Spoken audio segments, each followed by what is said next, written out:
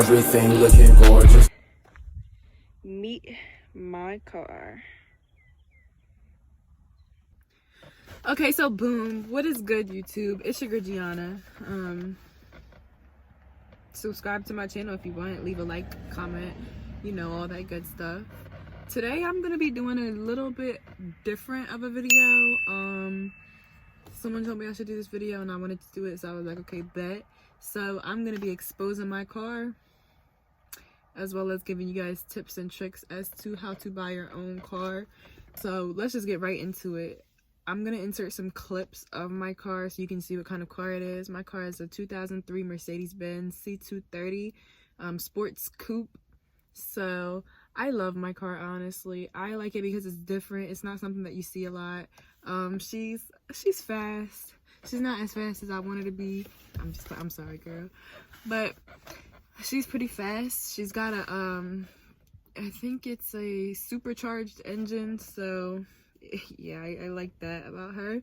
And yeah, all in all, I like my car. My favorite feature is probably the sunroof and the moonroof. I'll talk more about that later though. I really just enjoy driving my car. I really enjoy just saying that I have a car because it's a privilege, honestly. So anyway, I got my car in, let's see, March of 2020. March of 2020, I got my car. So this makes a whole year and some change that I have had my car for. And it has not been an easy journey. Let me tell you guys, it has not been an easy journey at all. So when I first got my car, I paid $2,000. And I'm looking on my iPad for my notes so I don't miss any information. But when I first got my car, I paid $2,000. I found my car on Facebook Marketplace. I was looking at a bunch of places though. I was looking on dealership websites. I was looking on Facebook Marketplace. I was looking on Let Go. I was looking on everywhere. I was looking on every marketplace that you could possibly find because I wanted a car so bad. So like I was saying, I paid $2,000 for my car on Facebook Marketplace. Originally it was $2,400, but upon going to see it, and this is very, very important, whenever you are buying a used car, or any car for that matter, whenever you're buying any car, you need to go see it. You need to test drive it, look under the hood, look around the car, look under the seats, look in the trunk, look everywhere, because you need to know what you're getting into.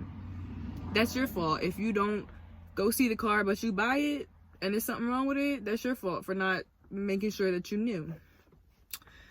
So it was really oh my god, it was so like I was saying before I was rudely interrupted, my car was originally priced $2,400 on Facebook Marketplace, and I seen the ad and I was like, oh my gosh, it was a private seller. So I hit the boy up and I was like, I want to see it.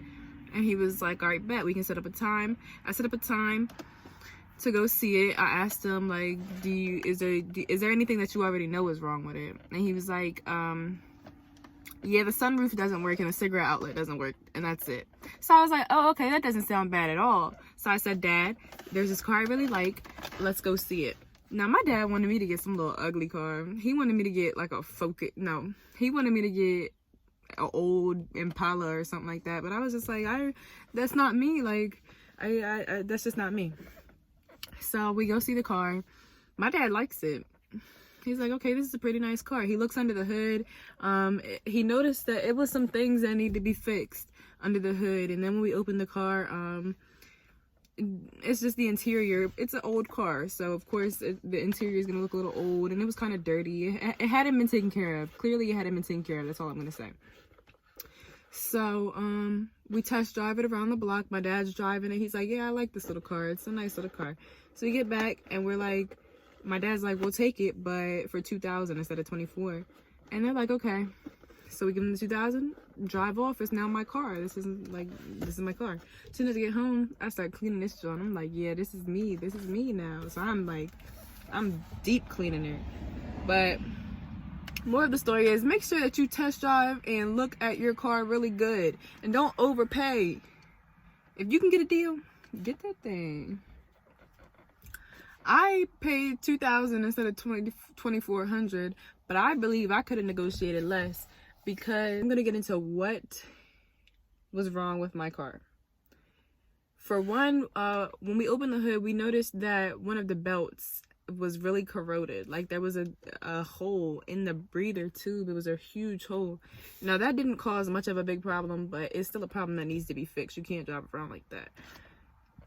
As well as some filters needed to be replaced. That was nothing. I went to the dealership for that. What else? It just needed some maintenance. But after a few days of driving my car, I started having these weird problems, these really weird problems. I'm sorry for the cars driving by. Usually my road is really quiet. So we're gonna wait. So after a few days of driving my car, sometimes the radio would cut off, or my lights would cut off at night, my dash lights would cut off, and I would get error messages on my dash. And sometimes they would say battery alternator, see workshop, or my headlights would cut off at night, my radio would cut off like I said, and that just made for an extremely unsafe driving experience, and it was really, really scary. And I think it went on like that for a little while. It actually went on like that until for about, I'll say maybe actually 4 or 5 months. Because it was intermittent, and every time I would look up the problem, they would say it was the rear SAM unit, which has to do with the electrical system, or it would just always say something different. Like sometimes it would say, oh, it's your seat module, it's the rear module, it's your battery, it's this, it's that. Well, finally, 4 or 5 months in, my car decided to break down completely, and I was scared. I was crying, but it really wasn't that big of a deal. So once it broke down, I had to call my stepdad, and he works on cars. So he was like, okay, well, let me test my battery in your car. Let's see what the problem is. It ended up just being the alternator though. So that made for the breather tube. The cigarette outlet didn't work because there was coins stuck in it, and I had to replace a fuse. So that wasn't really a big deal at all. So that made for the breather tube, the cigarette outlet, the alternator. What else? My sunroof and moonroof do not work. I have to get these fixed. I'm not sure what the problem is. Like when I go to flick the button, it makes a clicking noise, but it doesn't open. So I think it has to do with the motor. So I'm gonna get that fixed though before the summertime, because I want to ride around with my sunroof down. You feel me?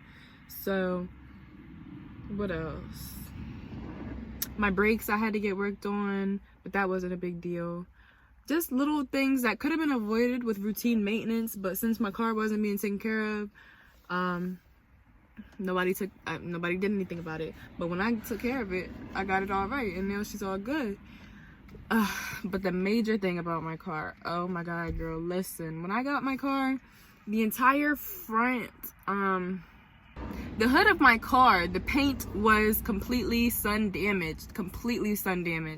It was so bad that I had to get the whole car repainted, and that cost me a good $1,200. Now I could have saved that money, but I really like my car, you know? So that was $1,200 to get the whole car repainted. I took it to Mako, and they did a really good job. They color matched it perfectly, and I drove away feeling real good. So sorry I was interrupted again. Hopefully that was my last interruption. But like I was saying, now that it's fixed, everything is all good. My car runs great. I just got to get the maintenance, you know, some oil changes and whatnot, whatever. And I do want to get this sunroof and moonroof fixed.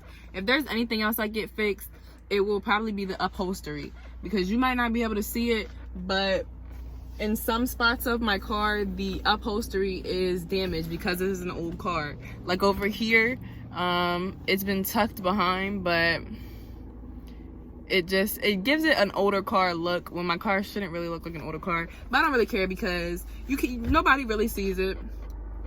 My windows are tinted 5%, so you're not seeing in here. It don't matter. Girl, it's 20%. But yeah. So the next part of this video will be tips and tricks on how to buy a car.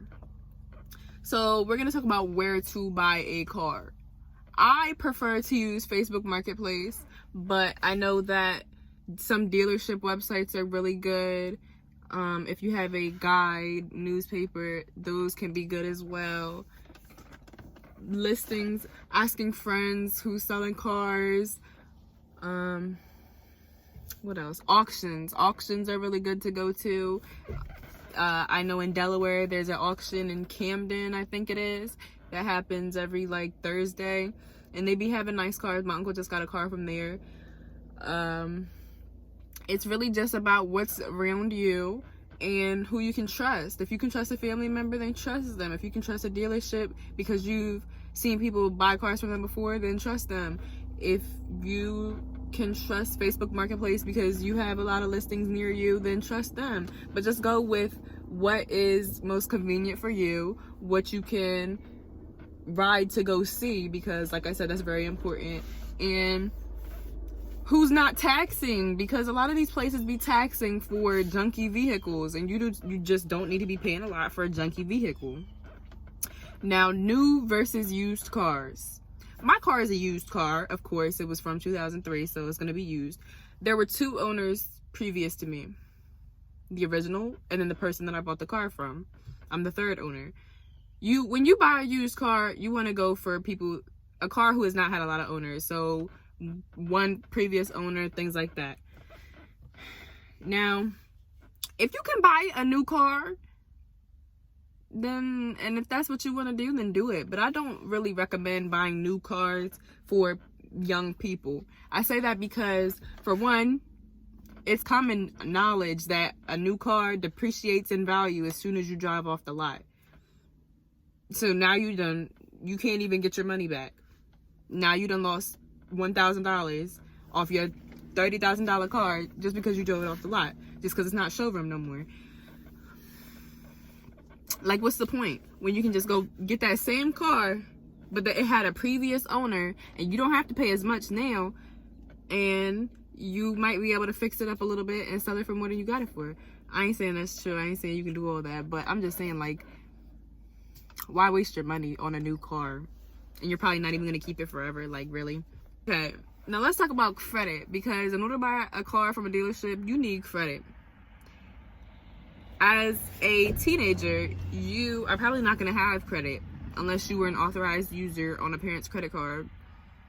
But even then, you might not have credit as soon as you hit 18, and that is okay. And most of the time, people buy cars before they hit 18. So when you're buying a new car, if you don't have good credit, your payments are going to be high, your interest rate is going to be high, you might not even be approved for the car. If you have good credit, your payments are going to be low, your interest rates might be low, and you're going to get approved for the car. If you have no credit, you are going to need a cosigner when you buy from a dealership. A cosigner can be anybody over 18, I believe. And basically, you're kind of just putting the responsibility of the payments in their hands. So you're paying for the car, but say you decide to miss a payment, you're affecting your cosigner's credit. Now they're dropping 100 points, or they're dropping 50 points. Their credit is dropping 50 points, which is really crucial. And that's really just not an ideal situation. That's like moving into a house that somebody else owns and they can put you out at any time. Like, it's not really worth it to me. Buying a used car, you buy the car, you get the title, you get your keys, and you're out. Now all you gotta worry about is insurance. Like, simple as that. You can buy a used car from a dealership too, but of course you're still gonna need credit, you're still gonna need all of that, because this is a business that you're playing with. If you have payments, if you decide to buy a flat out, that's you buying it flat out. It's whatever. Personally, I didn't use a dealership because I did not want payments, and I don't have credit. I'm under 18, and I didn't want to put my car in anyone else's name, because that's like telling them now they have some authority over my car and I'm paying for it. No, you don't have no authority over my stuff. That's why I didn't go through a dealership. I preferred a used car. And dealerships, they tags, they are expensive, and they don't have a wide range of cars most of the time. Like, when you go through a dealership for a used car, you're probably gonna find something ugly, honestly. It's like, nah, don't come for me. You might not. Honestly, in my experience, I live in a small city. I live in a town. I live in the country, so all the dealerships around here, they don't really have nice things. Because these are like cars that nobody wants. So insurance. Insurance is something that you're going to pay for with a new or a used car. So you want to be sure to include that in your budget. Okay? In your budget. You want to make sure that you can afford your car payment plus your insurance, or you can't afford the car at all. Now, this last part, I'm just going to go ahead and give y'all some tips as to what to look for in a car. So first, when you're doing your initial search, you're going through all these sites, whatever you want to go through. You're driving past and you're looking at dealerships and you're looking at cars. Of course, you're going to want to look at whatever catches your eye, because you don't want to drive something that you don't like. I mean, if you have to, you have to. If you are in that position, then that's, hey, there's nothing wrong with it. But of course, you're going to look at something that catches your eye. Then you want to look at the mileage. If it's a good car, a reliable car like a Honda, and that mileage is high, it might still be a good point A to point B car. It might still be a good little lemon. But if it's like a freaking Toyota or something, you might want to look at that mileage. If it's like over 300K, you might not want that car. But yes, you want to look at the mileage for one. Then you want to look at how many owners it's had. Then you want to look at what kind of work it's had done to it. And you want to ask if it needs any work. Then of course you want to go see it and test drive it yourself and see how you feel about the car, see what's sticking out most to you. Then of course you want to look around the interior, make sure it looks nice, it's upkept. And you want to look at under the hood and make sure that everything's there. And you want to look at the tires. You want to ask questions. You want to ask questions like, how often did you drive this car? Like stuff like that. Like, how long has it been sitting here? If it's been sitting for a while, it's probably going to need some work to the battery or something. Things like that. Little things that might slip your mind, but you really want to make sure that this is something that you want to stick to, because you can't just return it. Most of the time, you're not just going to be able to return your car. Like, this is a big purchase. You want to make sure that it is final. So, yes, car buying, it can be hard. But when you have help from, like, somebody that you trust, of course, somebody that's older than 18, somebody that's been through this for a while, someone who's bought a couple of cars, maybe if you know a mechanic, you want to take one with you. But you just always want to make sure that you are well informed before you make this big purchase, because this is a big girl, big boy purchase. A car is a purchase. Like, this is a couple $1,000s you were playing with. And if you can't afford it, then don't get into it. But if you can, get that car. So this is the end of the video. I hope I gave you a lot of information. Bye guys.